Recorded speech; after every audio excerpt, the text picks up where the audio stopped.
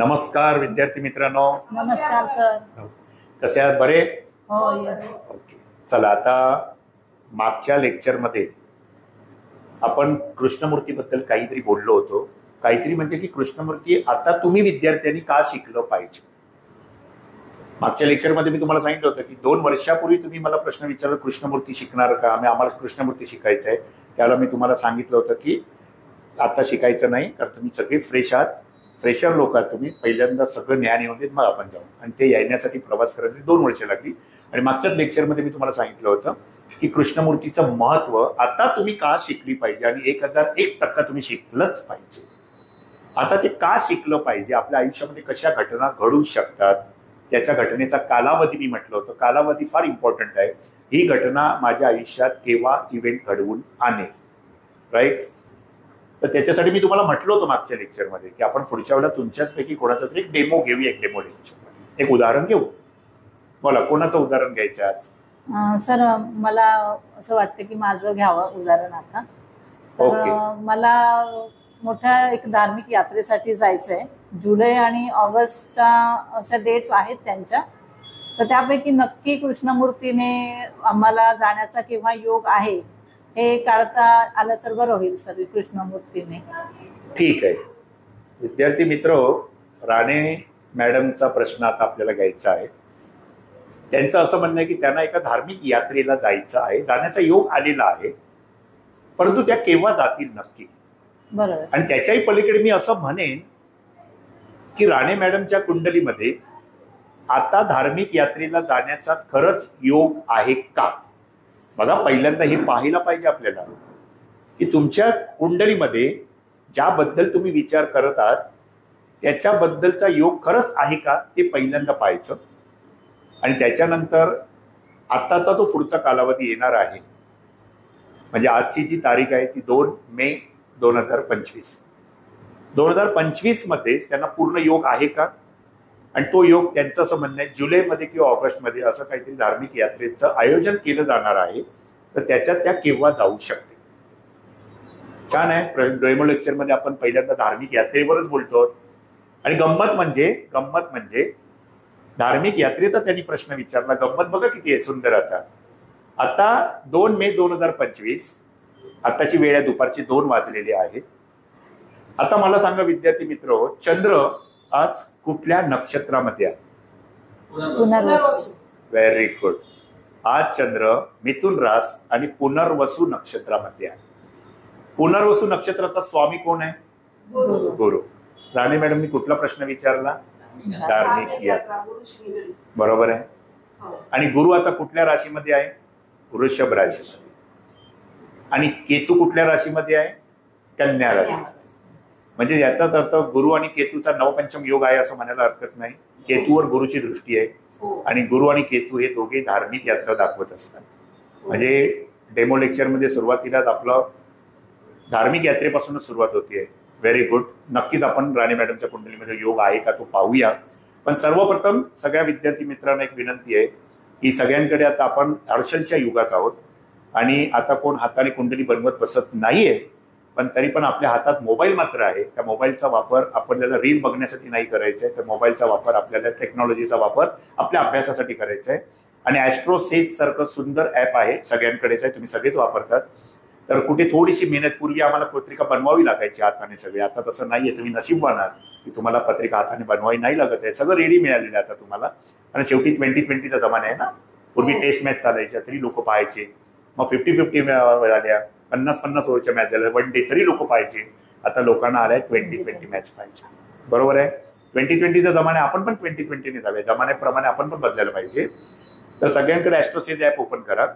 आणि राणे मॅडम, पहिल्यांदा तुमची आम्हाला जन्मतारीख सांगा. माफ करा, स्त्रियांना कधी जन्मतारीख विचारायची नसते, कारण ते वय कधी सांगत नसतात. पण आपल्याला तर सांगावं लागेल, कारण जन्मतारीख आणि जन्मवेळ आणि जन्म ठिकाण सगळ्यांनी नोंद करा. राणे मॅडम, तुमची जन्मतारीख सांगा. 8 जानेवारी 69. 8 जानेवारी. विद्यार्थी मित्र नोंद करा. 8 जानेवारी 1969, 1969चा जन्म आहे. जन्मवेळ किती? जन्मवेळ 7:55 सकाळी. सकाळची. ओके. 7:55 सकाळची जन्मवेळ आहे. नोंद करा सगळ्यांनी. आणि जन्म ठिकाण कुठे आहे? कोकण. कोकण म्हणजे सिंधुदुर्ग. हा. ओके, सिंधुदुर्ग टाका, बर्थप्लेस सिंधुदुर्ग. सगळ्यांनी जरा पत्रिका ओपन करून ठेवा आणि पाहिजे तर जरा आपल्या पत्रिकेचा मेन चार्ट, लग्न चार्ट आणि सगळे नोंद करून ठेवून द्या. मग मी तुम्हाला नंतर सांगतो नंतर कसं काय ऍप वापरायचं आहे ते, पण तिथे नोंद करून ठेवा. तोपर्यंत तुम्ही नोंद करा, तोपर्यंत मी पण जरा ब्लॅकबोर्डवर मी पण कुंडली मांडून घेतो. ओके. आपण सगळ्यांनी आता कुंडली मांडली असेल राणी मॅडम यांची, बरोबर आहे. ऍस्ट्रोसेज मध्ये सगळ्यांच्या समोर आहे मोबाईल, गमती जमती सगळे आता तिथेच दिसणार आहेत. पूर्वीच्या काळी करत ते मांडलं जायचं, आता ते हाताने तुम्हाला बनवावी नाही लागत आहे. तुम्ही फार भाग्यवान आहात. डेट ऑफ बर्थ आहे राणी मॅडम यांची 8 जानेवारी 1969, सकाळी 7:55 जन्मस्थळ आहे सिंधुदुर्ग. त्याप्रमाणे ही कुंडली मित्रा हो तुमच्या समोर आहे. राणी मॅडम यांचं मकर लग्न आहे, बरोबर आहे, आणि रास आहे सिंह रास. त्यानुसार समोर शुक्र तुमचा धनस्थानात आहे, शनी आणि राहू तृतीय स्थानामध्ये आहे, चंद्र 8व्या स्थानात आहे, गुरु हर्षल केतू 9व्या स्थानात आहे आणि मंगळ दशम स्थानामध्ये आहे, नेपच्यून लाभस्थानामध्ये आहे, रवी सारखा ग्रह 12व्या स्थानात आहे, बुध लग्नी आहे. ओके. आता लक्षात घ्या, राणे मॅडम यांचा प्रश्न पहिला काय तो लक्षात घ्या. त्यांचं म्हणणं असं आहे की त्यांना धार्मिक यात्रा करायची आहे आणि तो करण्यासाठीचा योग पुढे काही महिन्यांमध्ये, म्हणजे तो जुलैला पण आहे आणि ऑगस्टमध्ये पण काही यात्रांचं आयोजन केलेलं आहे. त्यांचे सहकारी त्या यात्रेला जाऊ इच्छित आहेत आणि ते त्यांना बोलवू इच्छित आहेत, पण त्या केव्हा जातील असा त्यांचा प्रश्न आहे की जाण्याचा योग खरंच आहे का. पहिल्यांदा आपण पाहूया राणी मॅडम यांच्या कुंडलीमध्ये धार्मिक यात्रा करण्याचा योग आहे का, हे सगळ्यात महत्वाचं आहे. बरोबर आहे. जर तो योग असेल तर मग आपण तो फाइंड आउट करू केव्हा जातील, पुढच्या काही कालावधीमध्ये जो ते देत आहे त्याच्यात केव्हा शक्य होईल. ओके. आता लक्षात घ्या, धार्मिक यात्रा जे आपण पाहतो, ज्यावेळेला आपण एखाद्या धर्मयात्रेला जातो, तीर्थयात्रेला जातो, तर कुठल्या स्थानावरून आपण धर्मयात्रा तीर्थयात्रा पाहतो. 9व स्थान. बरोबर आहे, ऍक्युरेट, अगदी बरोबर आहे. 9व स्थानावरून आपण कुठल्याही तीर्थयात्रा पाहत असतो. कारण कालपुरुषाच्या कुंडलीमध्ये जी मेष लग्नाची कुंडली असते कालपुरुषाची, त्या कुंडलीमध्ये 9व स्थानामध्ये धनुरास येते आणि 12व्या स्थानामध्ये मीन रास येते. मीन आणि धनु या राशींचा स्वामी आहे गुरु, आणि गुरुच्या कारकत्वानुसार जर आपण पाहिलं तर गुरु धर्माचा कारक ग्रह आहे. गुरु संस्कारांचा कारक आहे, रूढींचा कारक आहे, कल्चर आहे गुरुकडे, कळलं की नाही. गुरु अध्यात्माचा कारक आहे. गुरुकडे अनेक गुरुस्थानं आहेत, तीर्थयात्रा आहे, कळलं की नाही. मग ह्या ठिकाणी 9व स्थान हे तीर्थयात्रा आहे आणि तीर्थयात्रेला जायचं म्हणजे मोठे प्रवास करायचे. कुंडलीमध्ये आपण फार मोठे प्रवासी 9व स्थानावर पाहतो आणि छोटे प्रवासी तृतीय स्थानावर पाहतो. बरोबर आहे. आता आपण ज्या वेळेला तीर्थयात्रेला जाणार त्यावेळेला आपल्यासाठी ते अननोन प्लेस असतं आणि अननोन पर्सन्स असतात. तिकडे गेल्यावर आपल्याला अनेक नवीन लोक भेटतात, नवीन ठिकाण असतं. ते काय तुमचं नेहमीचं ठिकाण नसतं, नेहमी तुम्ही जात नाही. नेहमी तुम्ही जसे ऑफिसला जात असता रुटीन, तिकडे नेहमीच स्थान आहे, तिकडे ओळखणारी नेहमीची माणसं आहे. पण इथे तुम्ही गेल्यावर तुम्हाला अननोन प्लेसला जातात आणि अननोन पर्सन्स तुम्हाला तिथे भेटतात. मग unknown place and unknown persons हे कुठून पाहिले जातात? 12व्या स्थानावरून पाहिले. बरोबर आहे. म्हणजेच लक्षात घ्या, कुंडलीमध्ये 12व स्थान हे अननोन पर्सन्स आणि अननोन प्लेस आलेले आहे, अनोळखी ठिकाण, आणि 9व स्थान तीर्थयात्रा. आता ज्या वेळेला आपण यांच्या कुंडलीमध्ये पाहायचंय की योग आहे का पहिल्यांदा, तर आता आपल्याला कृष्णमूर्ती का शिकली पाहिजे याच्यासाठी आपण डेमो लेक्चर ठेवलेलं आहे आजचं. बरोबर आहे. की किती महत्व आहे त्याला, की किती ॲक्युरन्सी आहे, आज आपण किती ॲक्युरेट उत्तरापर्यंत पोहोचू शकतो. बरोबर आहे. तो इव्हेंट खरंच घडणार आहे का याच्यासाठी कृष्णमूर्तीने एक नियम बनवलेले आहेत आणि त्या नियम असा आहे, म्हणजे हे जे भाव आहेत, प्रत्येक भाव, ज्या गोष्टीसाठी तुम्ही तो प्रश्न बघणार आहात तो प्रश्न कुठल्या भावावर बघणार तो इम्पॉर्टंट आहे. तर कृष्णमूर्तीने मी मागच्याच एका डेमो लेक्चरमध्ये तुम्हाला सांगितलं होतं, पहिल्यांदा मागचं एक लेक्चर झालं होतं आपलं, की कृष्णमूर्तींनी ग्रहाच्या कारकत्वाला महत्व दिलं नाही, परंतु ग्रहांच्या नक्षत्र आणि उपनक्षत्र स्वामींना महत्व दिलं. आणि त्याने एक नियम बनवलाय, ज्या भावाचा तुम्ही प्रश्न पाहतात त्या भावाचा उपनक्षत्र स्वामी तुमचं कार्य घडवण्यासाठी लागणाऱ्या भावांचा जर कार्य होत असेल तर ती घटना तुमच्या आयुष्यात घडू शकते. आणि घडणार तर केव्हा घडणार, तर ती घटना ज्या वेळेला घडणार असेल त्यावेळेचा महादशा आणि अंतर्दशा स्वामी हा तो इव्हेंट देण्यासाठी इच्छुक आहे का? बरोबर आहे. तर सर्वप्रथम आपण पाहूया की राणे मॅडम यांना सध्या कुठली महादशा सुरू आहे. बरोबर आहे. बघा, चेक करा मित्रांनो, राणे मॅडम यांना महादशा कुठली आहे. आता राणे मॅडम सध्या राहूच्या महादशेमध्ये आहेत, शुक्र अंतर्दशेमध्ये आहे आणि पुन्हा राहू वी दशेमध्ये आहे. आणि राहूची वी दशा 13 जून 2025 पर्यंत आहे. 13 जून 2025च्या नंतर 7 नोव्हेंबर 2025 पर्यंत गुरु वी दशा आहे. राहू महादशा त्यांना 2012ला सुरू झालेली आहे. म्हणजे राहू महादशा आपल्या आयुष्यामध्ये 18 वर्षासाठी येते. म्हणजे 2012 ते 2030 त्या राहू महादशेमध्ये आहे. बरोबर आहे. आता इव्हेंट घडवणार कोण आहे? नवम स्थानाचा उपनक्षत्र स्वामी. तीर्थयात्रेला जायचंय आणि नवम स्थानाचा उपनक्षत्र स्वामी आवश्यक स्थानांचा कार्य होतोय किती पहा. तीर्थयात्रेला जाणार म्हणजेच तुम्ही दूरच्या प्रवासाला जाणार, म्हणजे नवम स्थान इम्पॉर्टंट आहे. मग तीर्थयात्रेला जाणार तेव्हा तुमची काही घरातून तीर्थयात्रा होणार नाहीये, तर त्या तीर्थयात्रेसाठी तुम्हाला तुमची वास्तू सोडावी लागेल, गृह सोडावं लागेल. म्हणजे चतुर्थ स्थानावर आपण वास्तूचा विचार करतो. आता तीर्थयात्रेला जाणार म्हणजे प्रवासाला बाहेर पडणार, म्हणजे तुम्हाला तुमच्या वास्तूचा व्यय केला पाहिजे, वास्तू सोडावी लागेल. म्हणजे चतुर्थाचा व्ययभाव कुठला आहे? चतुर्थाचा व्ययभाव तृतीय स्थान आहे. आणि तुम्ही नवीन ठिकाणी जाणार, अननोन ठिकाणी जाणार, दूरच्या प्रवासासाठी निघणार आहात, म्हणजे 12वं स्थान पण तेवढंच इम्पॉर्टंट आहे. आता नियम काय आहे? कृष्णमूर्तींनी नियम दिलेला आहे.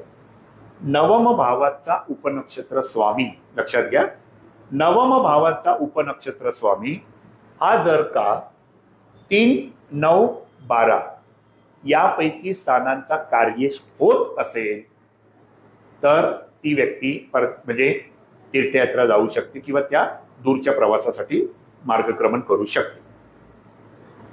आता आपल्याला पाहायचं आहे, तुम्ही ऍस्ट्रोसेज मध्ये या आणि त्या ठिकाणी बघा, तुम्हाला भाव दर्शवलेले आहेत सगळे, आणि त्या कोष्टकामध्ये या आणि त्याच्यामध्ये पहा नवम भावाचा सबलॉर्ड म्हणजेच उपनक्षत्र स्वामी कोण दर्शवले? गुरु. गुरु. बरोबर आहे. नवम भावाचा उपनक्षत्र स्वामी आहे गुरु. आणि आज गंमत लक्षात घ्या. गंमत काय आहे ती पहा. गंमत अशी आहे की आज आपण 2 मे 2025 ला दुपारी 2 वाजता हा प्रश्न पाहतो आहोत. त्यावेळेचा चंद्र, आजच्या दिवसाचा चंद्र हा कुठल्या नक्षत्रामध्ये आहे? पुनर्वसू नक्षत्रामध्ये. याचाच अर्थ, आणि रास कुठली आहे आजची? मिथुन रास. कोणाची रास आहे? बुधाची.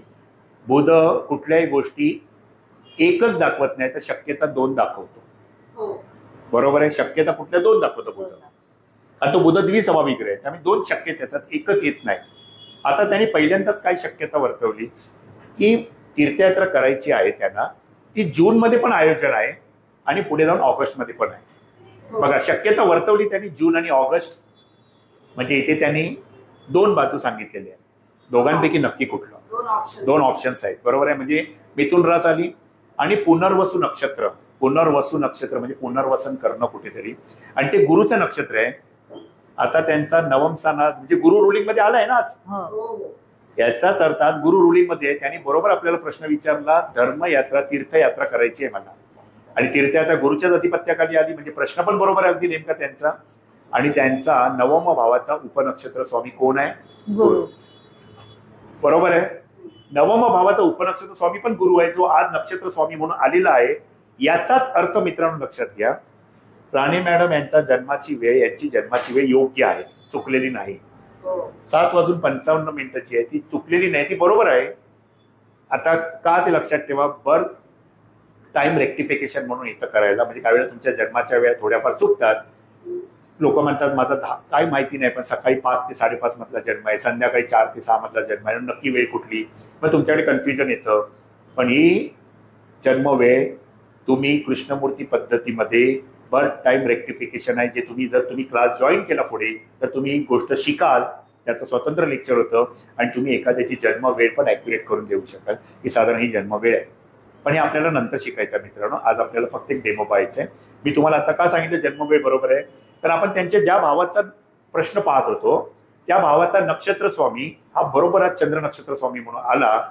याचाच अर्थ त्यांची जन्माची वेळ बरोबर आहे. आतापुरतं एवढं डोक्यात ठेवून द्या. पुढे बघू आपण, अनेक सूत्र आहेत नंतर, एका दिवसात काय तुम्ही शिकणार नाही. ओके, चला आता आपण पाहूया कृष्णमूर्तींनी काय सांगितलंय की नवम भावाचा उपनक्षत्र स्वामी हा जर का 3, 9, 12 यापैकी स्थानाचा कार्येश होत असेल तर ती व्यक्ती ती गोष्ट म्हणजे मार्गक्रमण करू शकते, प्रवास करू शकते. ओके, आता यापैकी पाहूया नवम भावाचा उपनक्षत्र स्वामी गुरु आहे, तो कार्येश होतो आहे का 3, 9, 12. ही कार्यशत्व मित्रांनो आपण नंतर सेपरेट शिकणार आहोत क्लास चालू झाल्यावर, कार्यशत्व कशी काढली जातात. पण आता लक्षात ठेवा, तुम्हाला आता एवढं ज्ञान तर आहे कारण तुम्ही बेसिक पारंपरिक बेसिक पण केलं आणि ऍडव्हान्स पण केलं 2 वर्षामध्ये. आता तुम्हाला ते सहज पचवणं सोपं होईल. सांगतो आता पहा, त्यांना गुरु कार्येश होतो आहे का, बरोबर आहे. नवम भावाचा उपनक्षत्र स्वामी गुरु आहे, तो कार्येश होतो आहे का, तर गुरुची 3, 9, 12 यापैकी पाहिलं तर 12व्या स्थानात गुरुची धनुरास आहे आणि तृतीय स्थानात गुरुची मीन रास आहे. याचाच अर्थ 3, 9, 12 पैकी गुरु 3 आणि 12चा नक्कीच कार्येश होतो आहे, बरोबर आहे. आता पुढे जाऊन तुम्ही पहा, ऍस्ट्रोसेज मध्ये साधी लग्न कुंडली आपल्याला हे दर्शवत आहे, परंतु भावचलित कुंडली म्हणून येते. त्या भावचलित कुंडलीमध्ये जा, केपी कस्प कुंडली म्हणून टाका तुम्ही इंडेक्समध्ये आणि तिथे तुम्हाला केपी कुंडली दाखवली जाईल, कस्प कुंडली, भावचलित कुंडली. त्यावेळेला काही भाव बदललेले पण दिसतील तुम्हाला, दिसतील.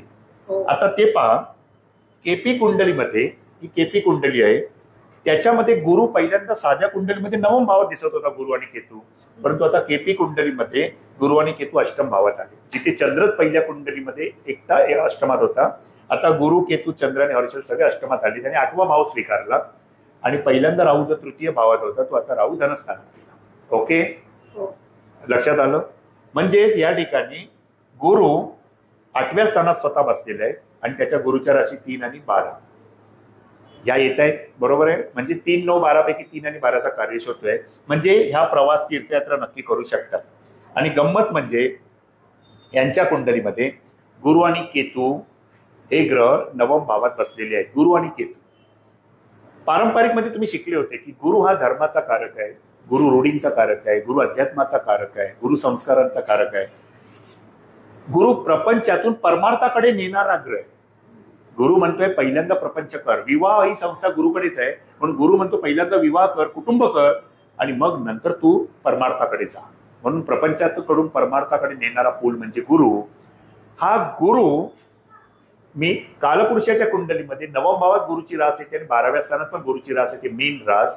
पण नवम भावात धनुरास येते आणि 12व्या स्थानामध्ये येते, ती म्हणजे मीन रास. आणि 12वं स्थान हे 4, 8, 12 पैकी मोक्ष त्रिकोणातलं स्थान आहे. 4, 8, 12 बरोबर आहे. 12व्या स्थानामध्ये मीन रास येते आणि मीन राशीचा संबंध शरीराच्या अवयवाशी येतो, पावलांशी. आणि म्हणून आपण म्हटलंय पाऊले चालती पंढरीची वाट, बरोबर आहे. म्हणून 12वं स्थान हे मोक्षाला नेणारं स्थान आहे आणि गुरु हा मोक्ष प्राप्तीला घडवून आणतो. आणि गुरु आणि केतूचा जो योग असतो मित्रांनो, गुरु आणि केतूचा जो योग आहे, राहू आणि केतू मध्ये गुरु राहू योग वेगळे आणि गुरु केतू योग वेगळे. लक्षात घ्या, गुरु केतू कॉम्बिनेशन वेगळं बघायला मिळतं आणि गुरु राहू कॉम्बिनेशन तुम्हाला वेगळं बघायला मिळेल. पण केतू हा ग्रह सुद्धा अध्यात्माकडे घेऊन जाणारा ग्रह. म्हणून केतूला ज्या वेळेला गुरुग्रहाची जोड मिळते त्यावेळेला गुरु केतू योग माणसाला भक्ती रसाकडे घेऊन जाऊ शकतो, अध्यात्माकडे घेऊन जाऊ शकतो. आणि गुरु केतू योग त्यांच्या कुंडलीमध्ये झालेला आहे. याचाच अर्थ राणे मॅडम यांच्या या योगामुळे त्यांना धर्माचरणाची आवड आहे, आध्यात्मिकतेची आवड आहे, तीर्थयात्रा करण्याची आवड आहे. आणि त्यांच्या आयुष्यामध्ये नक्कीच तीर्थयात्रा घडलेल्या असतील, जास्तीत जास्त तीर्थयात्रा घडलेल्या असतील, बरोबर की चूक? अगदी बरोबर आहे. म्हणजे त्याने अनेक तीर्थयात्रा केलेल्या आहेत आणि करायची आवड आहे त्यांना, बरोबर. गुरु केतू योग आपल्याला परिपूर्णरित्या दाखवून देतोय. लक्षात आलं. म्हणजे नक्कीच यात्रा करणार आहे. आता आपल्याला महत्वाचा प्रश्न आहे की त्या यात्रा, ह्याची पुढची यात्रा करायची ती केव्हा करतील. चला आता पहिल्यांदा या की नवम भावाचा उपनक्षत्र स्वामी हा कार्येश होतो आहे, म्हणजे नवम भाव त्यांना देतोय. आता आपण दुसऱ्या मुद्द्याकडे येऊया. महत्वाचे पिलर असतात ते म्हणजे महादशा, अंतर्दशा आणि विदशा. हे महत्वाचे पिलर आहेत तुमचे. तुमचा महादशा स्वामी, कोण ना कोण महादशा स्वामी, अंतर्दशा स्वामी तुमच्या आताच्या आयुष्यामध्ये तो कार्यरत असतो. मग त्यांच्या आयुष्यामध्ये कुठला महादशा स्वामी आणि अंतर्दशा स्वामी तर महादशा स्वामी आहे राहू आणि अंतर्दशा स्वामी आहे शुक्र आणि विदशा स्वामी आहे राहू पुन्हा. बरोबर आहे मित्रांनो. 13 जून 2025 पर्यंत राहू विदशा आहे आणि त्याच्या पुढे 7 नोव्हेंबर 2025 पर्यंत गुरु विदशा. आता आपल्याला इव्हेंट पाहूया या टायमिंग मध्ये घडेल की नाही घडेल. आता राहू महादशा आहे. महादशा स्वामी 3-9-12चा कार्यश होतो का, लक्षात घ्या. आता लक्षात घ्या, महादशा स्वामी आहे राहू. राहू मूळ कुंडलीमध्ये मीन राशीमध्ये बसलेला आहे. राहू आणि केतूला आपल्या सर्वांनाच माहिती आहे की त्यांना स्वतःच्या राशी अशा नाही, परंतु ते तुमच्या कुंडलीमध्ये ज्या राशीमध्ये बसलेली असतात, ज्या राशीमध्ये स्थित असतात, त्या राशी स्वामीचं सर्व कार्य करतात. म्हणजे तो स्वामी कुंडलीच्या ज्या ज्या भावांचा कार्यश होत असेल त्या सर्व भावांचा राहू आणि केतू कार्यश होत असतात. बरोबर आहे. हे सगळं तुम्ही पारंपरिक मध्ये चांगलं शिकलेले आहात. त्या अनुषंगाने लक्षात घ्या, राहूची महादशा सुरू आहे. राहू मीन राशीमध्ये आहे. राहू हा नेहमी भाड्याने राहतो आणि भाडेकरू मालकाचं घर नेहमी स्वतःच घर समजतो. हा राहू 1 नंबरचा चॅप्टर आहे, हे लक्षात घ्या. तो जिथे बसतो तो म्हणतो मेरा मालिक का जिधर जिधर प्रॉपर्टी रहेगा सब प्रॉपर्टी मेरा. बरोबर आहे. म्हणजेच आता राहू तर गुरुच्या राशीमध्ये बसलेला आहे, तर गुरु ज्या स्थानाचा कार्यश होतो त्या सर्व स्थानांचा राहू पण कार्यश होणार. या अनुषंगाने गुरु 3 आणि 12चा कार्यश होत होता, याचाच अर्थ राहू सुद्धा 3 आणि 12चा कार्यश होतोच आहे. म्हणजे राहू महादशा द्यायला तयार आहे, उत्सुक आहे की मी तुम्हाला यात्रा देऊ शकतो. बरोबर आहे. आणि 2012 पासून राणे मॅडमने अनेक यात्रा केलेल्याच आहेत, कारण राहूच्या दशेमध्ये यात्रा झाल्या की नाही झाल्या. Okay, very good. आता पाहूया राहू मध्ये शुक्राची अंतर्दशा आहे. शुक्र या कुंडलीमध्ये दशम भावाचा अधिपती आणि पंचम भावाचा अधिपती. का? कारण शुक्राच्या राशी आहेत तूळ आणि वृषभ. म्हणजे शुक्र दशम भावाचा पण अधिपती आहे, पंचम भावाचा पण अधिपती आहे आणि शुक्र स्वतः बसलेला आहे धनस्थानामध्ये. आता ग्रह म्हणजे वृक्ष आहे, त्या ग्रहाचा नक्षत्र स्वामी आणि मग त्याचा उपनक्षत्र स्वामी. शुक्राचा नक्षत्र स्वामी पहा, शुक्र आहे कुंभ राशीमध्ये. शुक्राचा नक्षत्र स्वामी कोण आहे तो पहा. शुक्राचा नक्षत्र स्वामी राहू आहे. ओके, शुक्राचा नक्षत्र स्वामी आहे राहू. याचाच अर्थ राहू 3 आणि 12चा कार्यश होतोय, म्हणजे शुक्र सुद्धा 3 आणि 12चा कार्यश होणारच आहे. म्हणजे अंतर्दशा स्वामी पण द्यायला तयार आहे. बरोबर आहे. आता या ठिकाणी शुक्र सुद्धा भावचलित कुंडलीमध्ये सुद्धा द्वितीय भावातच आहे, त्याने भाव बदललेला नाहीये. म्हणून शुक्र दशम स्थान, पंचम स्थान आणि धनस्थानाचा अधिपती झालेला आहे. आणि शुक्र राहूच्या नक्षत्रामध्ये, ग्रहापेक्षा त्याचा नक्षत्र स्वामी बलवान आहे, तर नक्षत्र स्वामी राहू हा सुद्धा 3 आणि 12चा कार्यश होतो आहे. म्हणजे अंतर्दशा स्वामी द्यायला तयार आहे. शुक्रामध्ये राहूची अंतर्दशा आहे 13 जून 2025 पर्यंत. राहू पुन्हा 3 आणि 12चा कार्यश होतो आहे. ओके, म्हणजे 13 जून पर्यंत पण शक्यता आहे आणि पुढे जाऊन जूनच्या नंतर पण शक्यता होईल का ते पाहूया. जूनच्या नंतर गुरु विदशा स्वामी म्हणून येतोय. महादशा अंतर्दशा तेच आहे, ते बदलत नाही, पण विदशा स्वामी बदलतोय 13 जूनला. विदशा स्वामी काही महिन्यांसाठी पण येतो, काही दिवसांसाठी पण येतो. 7 नोव्हेंबर 2025 पर्यंत गुरु विदशेमध्ये आहे. बरोबर आहे. आता गुरु तर तेच देत होता 3, 9, 12. म्हणजेच आता जातील, पुढे पण जाऊ शकतील. आता आपण म्हणू 13 जूनच्या आत पण जातील आणि जूनच्या नंतर पुढे जो ऑगस्ट आहे तिथपर्यंत पण जातील. आता आली ना पंचायत की आता कन्फ्युजन झालं. 2 शक्यता आल्या आहेत. पुन्हा इथे पण दोन्ही जण ग्रह पाठवायला तयार आहेत. मगाशी बुध आलाय रुलिंग मध्ये, म्हणजे आज चंद्र मिथुन राशीमध्येच आहे. म्हणजे कन्फ्युजन वाढलं. बुध गोंधळग्रस्त परिस्थिती निर्माण करतो, गोंधळग्रस्त परिस्थिती, कारण तो द्विस्वभावी ग्रह आहे. खरं गुरु पण द्विस्वभावी ग्रह आहे आणि दोघे द्विस्वभावी आल्यामुळे गंमत इथे आता उभी राहणार की आता नक्की कुठे जायचं, कधी जायचं. बरोबर, इव्हेंट कधी घडवायचं. आता लक्षात घ्या, ह्याच्यासाठी आपण एक थोडी मदत घ्यायची. आता मदत घ्यायची म्हणजे आता या ठिकाणी एक सुंदर जादूची कांडी त्याने आपल्याला दिलेली असते. कृष्णमूर्तीने एक सुंदर जादूची कांडी दिली आहे आणि ती जादूची कांडी म्हणजे त्यावेळेला आपल्याला, आपण ज्यावेळी प्रश्न जातकाचा पाहत असतो त्यावेळेचे रुलिंग प्लॅनेट्स असं म्हटलेलं आहे. रुलिंग प्लॅनेट्स, आणि ते रुलिंग प्लॅनेट्स म्हणजेच LSRD ही जादूची कांडी. आणि त्या LSRD मध्ये रुलिंग प्लॅनेट्स मध्ये असणारे ग्रह आपल्याला नक्की उत्तर देणार की कुठल्या महिन्यामध्ये जाऊ शकतील, केव्हा जाऊ शकतील, कुठल्या दिवशी जाऊ शकतील. लक्षात आलं? लिहून घ्या रुलिंग प्लॅनेट्स. आता या अनुषंगाने रुलिंग प्लॅनेट्स बघायचे आहेत. म्हणजेच आपण ज्या वेळेला राणे मॅडमचा प्रश्न बघतोय, दुपारी 2 वाजता प्रश्न बघतोय 2 मे 2025 ला, त्यावेळेची असणारी लग्न कुंडली मांडा. आता लग्न कुंडली तुम्ही पाहू शकता, मांडू शकता. ऍस्ट्रोसेटला आताचा टायमिंग 2चा टाका तुम्ही, आणि त्या अनुषंगाने 2 वाजताची कुंडली रुलिंग कुंडली म्हणून तुमच्या समोर आहे. ते आहे सिंह लग्न. 2 मे 2025 दुपारी 2 वाजता आपण हा प्रश्न बघतोय क्लासमध्ये. याचाच अर्थ आताच्या वेळेला लग्न कुठलं सुरू आहे पूर्वक्षितिजावर? सिंह लग्न. आणि रास कुठले आहे मित्रांनो? मिथुन रास. मिथुन रास म्हणजे चंद्र कुठे आहे? लाभस्थानात आहे. चंद्र लाभस्थानामध्ये आहे याचाच अर्थ इंडिकेशन देते आपल्याला जातकाची इच्छापूर्ती नक्की होणार. कारण चंद्र लाभातच बसलाय ना, इच्छापूर्तीचं स्थान आहे, तिथेच बसलंय. इच्छापूर्ती 101% होणार आहे. आता एक गंमत बघा, मी नेहमी तुम्हाला असं सांगायचो, पारंपरिकचा क्लास चालू असायचा आपला, 1-2 वर्ष मी तुम्हाला नेहमी एक गोष्ट सांगायचो, तुम्ही ज्यावेळी जातकाची प्रश्न म्हणजे कुंडली पाहत असता, ज्यावेळेला तुमच्याकडे जातक येतो, त्यावेळेला तुम्हाला एक गोष्ट आवर्जून अभ्यासात येईल, निरीक्षणात येईल. ती गोष्ट म्हणजे की मी नेहमी असं सांगायचो क्लासमध्ये की तुम्ही ज्या जातकाचा प्रश्न बघताय, तो जातक जो समोर बसलाय, त्या जातकाची काही ना काहीतरी गोष्ट मॅच होणार. म्हणजेच त्याची लग्न कुंडली किंवा त्याची चंद्र कुंडली मॅच होणार. म्हणजे त्याचं लग्न जे असेल ती तरी त्या दिवशीची रास असेल किंवा ते तरी लग्न असेल, किंवा त्याची चंद्ररास जी असेल, चंद्र त्याच राशीत असेल, किंवा ती लग्न कुंडली म्हणून पण असेल. आता इथे गंमत बघा, तुमच्या समोरच आली आहे की नाही? जे मी मागे बोलत होतो तीच गोष्ट सत्यात उतरली. राणे मॅडम यांची रास कुठली आहे? सिंह रास. आणि आता लग्न कुठलं सुरू आहे? मॅच झालं.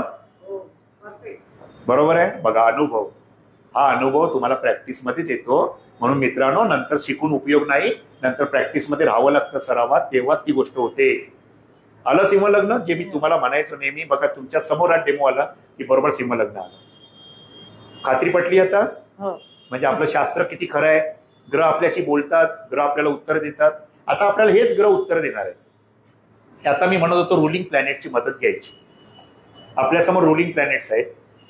रुलिंग प्लॅनेट म्हणजे LSRD. एल म्हणजे लग्न, एस म्हणजे नक्षत्र, आर म्हणजे राशी, आणि डी म्हणजे डे स्वामी. म्हणजे लग्न स्वामी, नक्षत्र स्वामी, राशी स्वामी आणि डे स्वामी. ओके. आता लग्न आहे सिंह लग्न, म्हणजे लग्न आहे सिंह.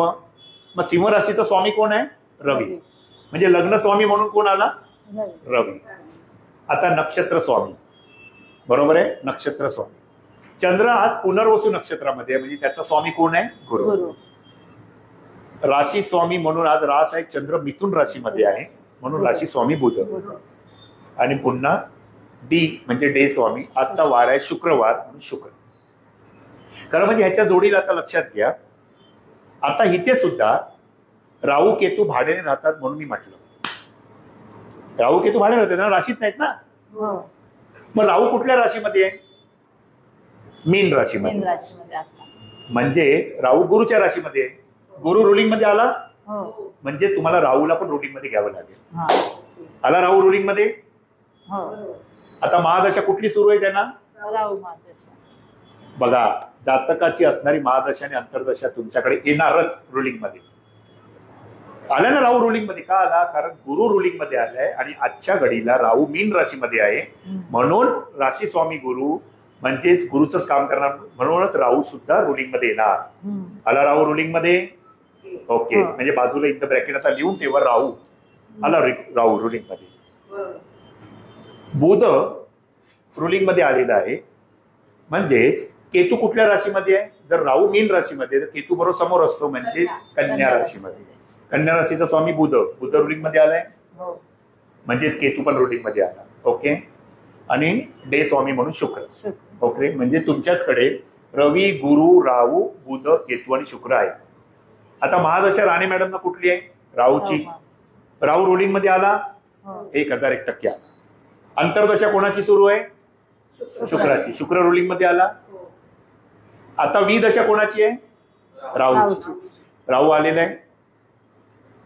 आता पुन्हा नंतर पुढे आता विदशा 13 जून पर्यंत राहूची आहे, नंतर विदशा पुढे जाऊन गुरुची येणार आहे. गुरु आलेला आहे रुलिंग मध्ये. येस. आता इव्हेंट जो देणार आहे तो आपल्याला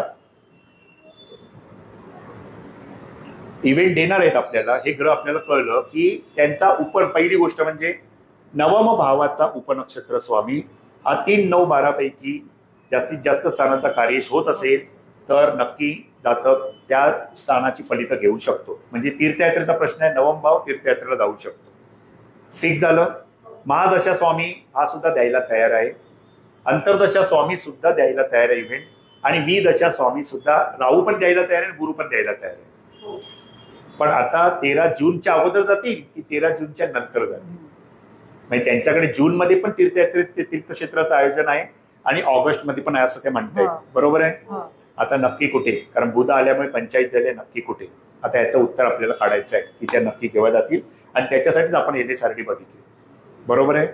आता LSRD नुसार आपण उत्तर घेऊया की नक्की त्या केव्हा जातील त्या. ओके. गुरु बुध शुक्र आहे. आता ही घटना ह्या महिन्यात नाही घडणार आहे. महिन्याभरात जर घटना घडणार असेल महिन्याभरात तर आपण चंद्राचं नियोजन करायचं, चंद्राला प्रमुख मानायचं महिन्याभरात. म्हणजे दिवसागणिक काही घटना घडणार असेल तर महिन्याच्या काही दिवसांमध्ये घटना घडणार असेल तर चंद्राला पहा. आणि पुऱ्या वर्षभरामध्ये काही महिन्यांमध्ये घटना घडणार असेल पुढे तर रवीचा विचार करा. रवी प्रत्येक महिन्याला राशी बदलतो. साधारण 14 जानेवारीला रवी मकर राशीत जातो म्हणून मकर संक्रांत होते. आणि रवीला 12 राशी पूर्ण करायला 1 वर्ष लागतं. रवीची दिवसाची गती 1 अंश म्हणून 1 रास 30 अंशाची. म्हणजेच रवी महिन्याभरामध्ये आपली राशी बदलते. आता रवी ज्या ज्या राशीत जातो त्या त्या प्रत्येक राशीच्या नक्षत्रामधून पण जातो. आता आपल्यासाठी नक्षत्र पण इम्पॉर्टंट आहे. आता कृष्णमूर्तींनी नियम दिलेला आहे, ग्रहापेक्षा त्याचा नक्षत्र स्वामी आणि उपनक्षत्र स्वामी बलवान आहे. बरोबर आहे. म्हणजे आता आपण पहिल्यांदा साखळी तयार करूया की रवी हा ग्रह कुठल्या राशीमधून, कळलं की नाही, कुठल्या राशीमधून जाईल प्रवेश आणि कुठल्या नक्षत्रामधून करेल. बरोबर आहे. कुठल्या नक्षत्रामधून प्रवेश करेल साधारण. आता एक लक्षात घ्या, तुमच्याकडे रवी आहे, गुरु आहे, बुध आहे आणि शुक्र आहे. बरोबर आहे.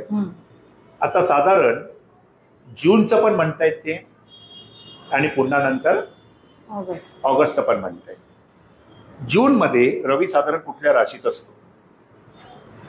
जून मध्ये साधारण जर आपण पाहिलं तर मे, एक साधारण 15-16 मे, 14 मे ते 14 जून पर्यंत रवी हा वृषभ राशीमध्ये असतो. वृषभ राशीमध्ये कुठली नक्षत्र येतात? वृषभ राशीमध्ये कृत्तिका नक्षत्र येतं, रोहिणी नक्षत्र येतं आणि मृग नक्षत्र. कृत्तिका नक्षत्राचा स्वामी आहे रवी, रोहिणी नक्षत्राचा स्वामी आहे चंद्र आणि मृग नक्षत्राचा स्वामी आहे मंगळ. चंद्र आणि मंगळ दोघे रुलिंग मध्ये नाहीये, बाजूला ठेवा. 14 जूनच्या नंतर पुढे पहा. 14 जून ते 14 जुलै रवी जातो मिथुन राशीमध्ये. बरोबर आहे. साधारण एक 15-16 तारीख आपण 14 जून पासून पाहिली तर तो साधारण पुढे जातोय तो मिथुन राशीमध्ये. मिथुन राशीमध्ये पहिल्यांदा तो येणार तो मृग नक्षत्रामध्ये, नंतर जाणार आद्रा नक्षत्र आणि मग येणार पुनर्वसू नक्षत्र. आद्रा नक्षत्राचा स्वामी आहे राहू. राहू रोलिंग मध्ये आहे आणि नंतर येणार पुन्हा नंतर पुनर्वसू नक्षत्र गुरु. म्हणजे गुरुचं पण आहे एकदम पूर्ण. बरोबर आहे. गुरु आहे रोलिंग मध्ये. म्हणजेच रवी जर का मिथुन राशीमध्ये, लक्षात घ्या, रवी जर का मिथुन राशीमध्ये आणि आद्रा नक्षत्रामध्ये येईल आणि पुनर्वसू नक्षत्रामध्ये पण येईल त्यावेळेला तो टायमिंग मध्ये या जाऊ पण शकते. बरोबर आहे. पण तो टायमिंग येतोय 14 जून ते 14 जुलै.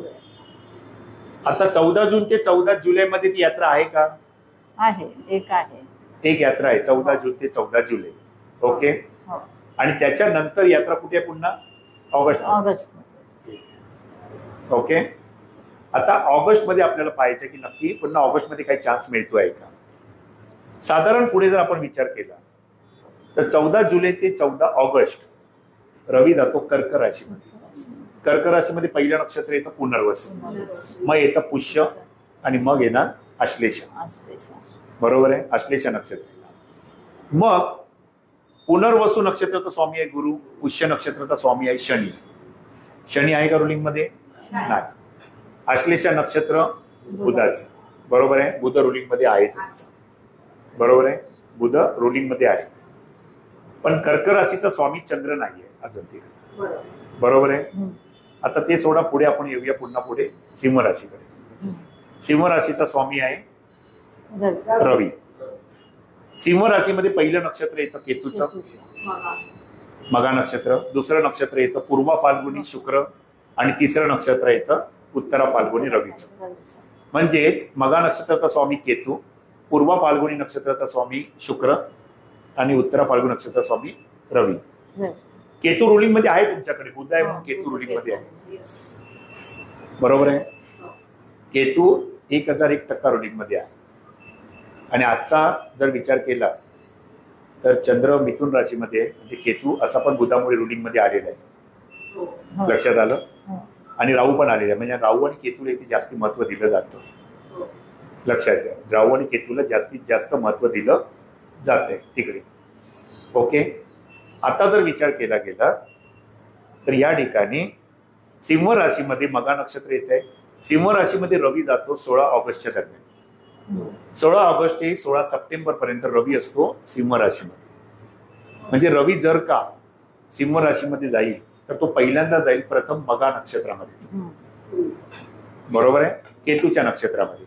म्हणजे कुठल्याही नक्षत्राची व्याप्ती किती अंशाची असते? 13 अंश 20 कला. म्हणजे 16 ऑगस्टला जर रवी सिंह राशीमध्ये जातोय तर 16 ऑगस्ट पासून 28 ऑगस्ट पर्यंत तो केतूच्या नक्षत्रात येईल. आणि नंतर तो येईल पुन्हा नंतर पूर्वा फाल्गुनी नक्षत्रात शुक्राच्या. बरोबर आहे, शुक्राच्या नक्षत्रामध्ये येणार. मग तो शुक्राच्या नक्षत्रामध्ये येईल. लक्षात घ्या. आता त्यांना अंतर्दशा कोणाची आहे? शुक्राची अंतर्दशा. शुक्र 3-9-12चा कार्य होतोय 1001% होतो. शुक्र 3-9-12चा कार्य होतोय. म्हणजे आपण राहू महादशे शुक्र अंतर्दशा पकडल्या म्हणून शुक्राला घेऊया. बरोबर आहे. याचाच अर्थ सिंह राशीमध्ये पूर्वा फाल्गुनी नक्षत्र सुरू होणार एक साधारण 29 तारखेपासून. बरोबर आहे. आणि 29 तारखेपासून जो सुरू होईल तो साधारण 10 सप्टेंबर पर्यंत तो कुठे असेल? पूर्वा फाल्गुनी नक्षत्रामध्ये असेल. नंतर तो जाईल उत्तरा फाल्गुनी नक्षत्रामध्ये. म्हणजे आपण जोडी अशी घेऊ शकतो की रवीचंच भ्रमण सिंह राशीतून, कारण सिंह लग्न आलंय, सिंह लग्न आलेलं आहे आपल्याकडे म्हणून ते इम्पॉर्टंट पकडूया आपण. म्हणजे रवी जर का सिंह राशीमधून आताची जी लग्न रास असते आणि त्याच्यातले रुलिंग प्लॅन जर आपण पकडले तर ते जास्ती उत्तर देतील. रवी जर का सिंह राशीमधून आणि पूर्वा फाल्गुनी नक्षत्र किंवा मगा नक्षत्रामधून जाईल त्यावेळेला तो इव्हेंट घडू शकतो. कारण राहू महादशेत शुक्र अंतर्दशा आहे म्हणून आपण शुक्राला जास्ती टार्गेट केलं आणि शुक्र रुलिंग मध्ये होता. लक्षात आलं? मग आता 28 ऑगस्ट पासून 10 सप्टेंबरच्या कालावधीमध्ये ह्या नक्कीच जाऊ शकते. पुढची डेट कुठली आहे तुमची? साधारण ऑगस्ट तेवढीच आहे, 29 ऑगस्ट टू 13 सप्टेंबर पर्यंत आहे. 29 ऑगस्ट टू 13 सप्टेंबर. लक्षात आलं? बुध आलं म्हणून 2 शक्यता आल्या, ऑप्शन्स आले. पण आता त्या केव्हा जातील तर हा ऑप्शन जास्ती सुटेबल होणार. म्हणजे बरोबर तारीख पण बघा 29 सप्टेंबर आणि बरोबर त्यांना 29 ऑगस्ट, माफ करा 29 ऑगस्टलाच बरोबर नंतर रवी जातोय पूर्वा फाल्गुनी नक्षत्र शुक्राच्या. म्हणजे इथे इव्हेंट अगदी चांगल्या तऱ्हेने प्राप्त होऊ शकतो. बरोबर आहे. म्हणजे हे होणार आहे. आलो आपण इथपर्यंत, उत्तर मिळालंय तुम्हाला. म्हणजे आपण इव्हेंटच्या त्या दिवसापर्यंत पण जाणार आहोत. आता अॅक्युरेट जर पाहायचं असेल तर तुम्ही 29 ऑगस्टला सुद्धा जाऊन पहा की त्या दिवशीचा चंद्र, तो पण इम्पॉर्टंट आहे ना की चंद्र कुठून प्रवास करत असेल. तर जरा एकदा पहा तुम्ही 29 ऑगस्ट 2025 ला 29 ऑगस्ट 2025 टाका आणि त्या दिवशीचा चंद्र पहा मित्रांनो कुठल्या राशीमध्ये आहे. पंचांग उघडून पहा किंवा ऍस्ट्रोसेटला सुद्धा तुम्ही डायरेक्ट पाहू शकता तारीख टाकून 29 ऑगस्टला चंद्राचं भ्रमण कुठे आहे. तर 29 ऑगस्टला ते निघणार असतील तर म्हणजे चंद्र हा ट्रॅव्हल आहे ना, ट्रॅव्हलिंगचा कारक आहे. चंद्राकडे प्रवास आहेत ना, चंद्र प्रवासाचा कारक आहे. मग त्या दिवशीचा चंद्र कुठे आहे, तर ती पण गोष्ट इम्पॉर्टंट आहे. 29 ऑगस्ट 2025 टाका आणि त्या दिवशीचा चंद्र पहा. कन्या राशीत आहे. नाही का? तूळ राशीमध्ये आहे. बरोबर आहे, आणि राहूच्याच नक्षत्रामध्ये आहे. Oh, wow. चला आलं. Yes. आता लक्षात घ्या, चंद्र तूळ राशीमध्येच आहे. तो चंद्र हा ग्रह तूळ राशीमध्येच असणार आणि राहूच्या नक्षत्रामध्ये. तूळ राशीचा स्वामी कोण आहे मित्रांनो? शुक्र. शुक्र. आणि चंद्र राहूच्या नक्षत्रामध्ये असणार म्हणजे स्वाती नक्षत्राचा स्वामी कोण आहे? राहू. महादशा कोणाची सुरू आहे? राहूची. अंतर्दशा कोणाची सुरू आहे? शुक्राची. म्हणजे चंद्र तूळ राशीमधून आणि राहूच्या नक्षत्रात असेल त्या दिवशी याचा प्रवास 29 तारखेला होणार. बरोबर. त्यांची रास आहे सिंह रास. रास काय आहे त्यांची? सिंह रास. सिंह रास जर तुम्ही लग्नी मांडली, जर तुम्ही लग्नी मांडली तर बरोबर चंद्र तूळ रास ही तृतीय स्थानात येते. तृतीय स्थान चतुर्थाचा व्यय आणि तृतीय स्थान प्रवास. आणि तूळ रास ही सुद्धा चर रास आहे, प्रवास करणारी. आणि स्वाती नक्षत्र सुद्धा चर नक्षत्र आहे, चर नक्षत्र प्रवास करणार. म्हणजे तूळ रास राशी स्वामी शुक्र आणि नक्षत्र स्वामी राहू, स्वाती नक्षत्र. राहू पण महादशा आणि शुक्र अंतर्दशा आणि चंद्र बरोबर तृतीय आहेत. आणि यांच्या कुंडलीचा म्हणजे आता पण सिंह रास जर पाहिली तर चंद्र व्ययश्वन पुन्हा तृतीय आणि आता पण सिंह लग्न आलंय म्हणजे चंद्र बरोबर तृतीयातून भ्रमण करत असणार त्यांच्या कुंडलीमध्ये, म्हणजे राशी कुंडलीनुसार. आलं बरोबर. म्हणजे महादशा स्वामी पण दिला आणि अंतर्दशा स्वामी पण दिला दोघांनी. आणि चंद्राने अॅक्युरेट दिवस दिला 29 तारीख आणि 29 डेट आहे ना, 29 ऑगस्ट. आली गंमत आली एकदम परफेक्ट सर. आता लक्षात घ्या, याच्या पुढे अजून एक गोष्ट तुम्हाला सांगतो, जे तुम्ही पारंपरिक मध्ये शिकले त्याचा अभ्यास जरा इथे रिव्हिजन घेऊया. आता इथे रिव्हिजन घेऊया म्हणजे तुम्हाला कळेल. गुरु हा ग्रह 1 वर्षाने बदलत असतो. आता गुरु कुठे आहे सध्या? वृषभ राशी. आता या मे मध्ये गुरु 14 मेला बदलणार आहे आणि गुरु कुठे जाणार? मिथुन राशीमध्ये. पण गुरु ज्यावेळेला ज्या राशीतून जातो त्यावेळेला त्याच्या नक्षत्रांमधून पण प्रवास करत असतो. मिथुन राशीमध्ये पहिल्यांदा नक्षत्र येणार मृग नक्षत्र. 0° ते 6°40 कला. 6°40 कलापासून तो 20° जाणार आद्रा नक्षत्र आणि मग जाणार पुनर्वसू नक्षत्र 20° ते 30°. आता लक्षात घ्या, यांच्या कुंडलीचा गुरु व्ययश पण आहे आणि तृतीयश पण आहे. आणि गुरु जातोय आता मिथुन राशी येणार म्हणजे तो षष्टातून गोचर करणार, ट्रान्झिट करणार षष्ठ स्थानातून. इथून गुरुची दृष्टी दशम स्थानावर पण जाणार आणि 12व्या स्थानावर पण जाणार. आणि पुन्हा नंतर तो गुरु कुटुंब स्थानावर म्हणजे धनस्थानावर पण बघणार. पण गुरु 14 जून नंतर आता गुरु पहिल्यांदा जाणार, एंटर होणार मृग नक्षत्रामध्ये आणि लगेच तो या वेळेला पण गुरु अतिचार गतीमध्ये आहे. आता सध्या गुरु अतिचार गतीमध्ये सुरू आहे, चालू आहे. आणि गुरु अतिचार गतीमध्ये असल्यामुळे लगेच तो आपलं नक्षत्र 14 जूनला बदलणार आणि तो येणार आद्रा नक्षत्रामध्ये. 14 जून पासून गुरु जाणार आद्रा नक्षत्रामध्ये. आद्रा नक्षत्र आहे राहूचं. गुरु ज्यावेळेला भ्रमण करणार आहे षष्टातून त्यावेळेला गुरुची पूर्ण दृष्टी 12व्या स्थानावर जाणारच आहे, जिथे आपण दूरचे प्रवास बघतो आहोत. बरोबर की नाही? आणि त्यावेळेला गुरु राहूच्या नक्षत्रामध्ये येईल. राहूच्या नक्षत्रामध्ये ज्यावेळेला येणार त्याला मूळ कुंडलीमध्ये राहू त्यांचा तृतीय स्थानातच बसलेला आहे.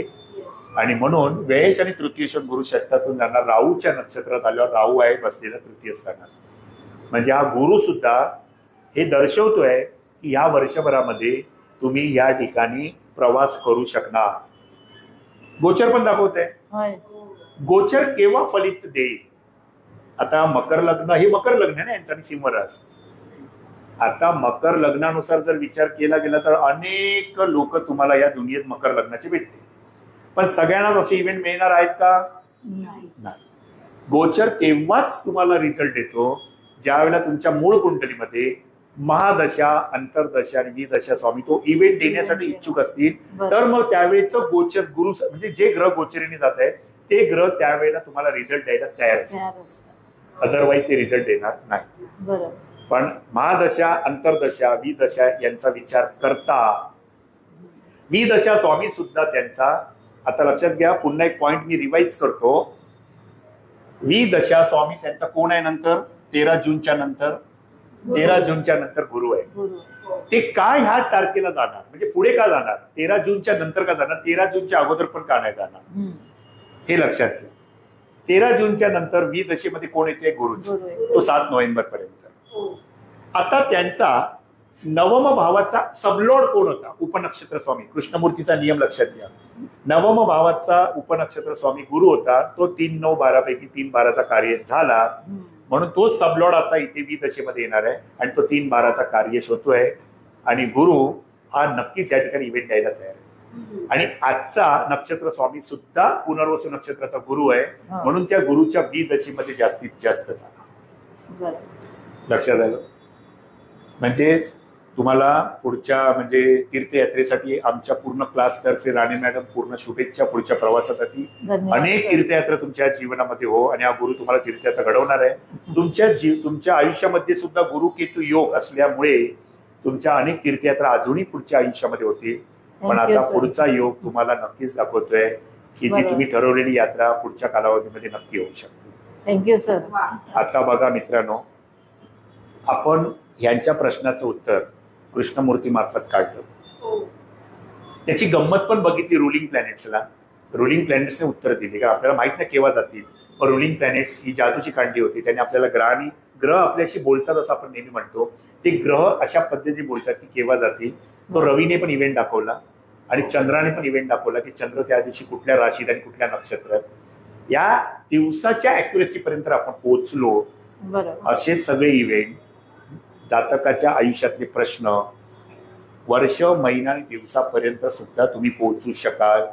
परंतु ही साधना आहे. हे 3 दिवसाचं काम नाही. जे कोण युट्यूबवर पण म्हणतात 3 दिन में ज्योतिष पडायगा, 3 दिवसात ज्योतिष शिकू, एवढं सोपं नाहीये मित्रांनो. ह्याला लाईटली घेऊ नका. या विद्येची तपश्चर्या आहे. आज ज्या ज्या लोकांनी हे सगळे ग्रंथ लिहून ठेवलेले आहेत त्यांचं फार मोठं या ठिकाणी योगदान आहे. त्यांची तपश्चर्या आहे. त्याने अनेक वर्ष त्यांनी घालवलेली आहेत. तरी 3 दिवसाचं ज्योतिषशास्त्र नाही. त्यामुळे नको त्या भूलथापांना बळी पडू नका. ही साधना आहे. आणि आज तुम्हाला ही गोष्ट का समजते? 3 वर्षापूर्वी तुम्हाला समजलेली नव्हती, पण आज तुम्हाला सहज एक डेमो समजला. का? कारण तुम्ही पारंपरिक ज्योतिषचा बेसिक क्लास पण केला आणि ऍडव्हान्स पण केला. वर्ष आणि वर्ष, 2 वर्ष आणि पुढे 6 महिने अजून छोटे छोटे कोर्सेस, कुंडली वाचन वगैरे केले. म्हणून ही गोष्ट तुम्हाला सहज आता ज्ञात झाली. बरोबर. सांगा मला, बरोबर की चूक? बरोबर सर. 6 महिन्यात, 3 महिन्यात ज्योतिष शिकू शकता? साधना आहे. साधना करण्यासाठी तपश्चर्या लागते आणि त्याच्यासाठी शिकणारा विद्यार्थी सुद्धा तसा कष्ट घेणारा असला पाहिजे. तो विद्यार्थी मला जास्ती पसंत आहे.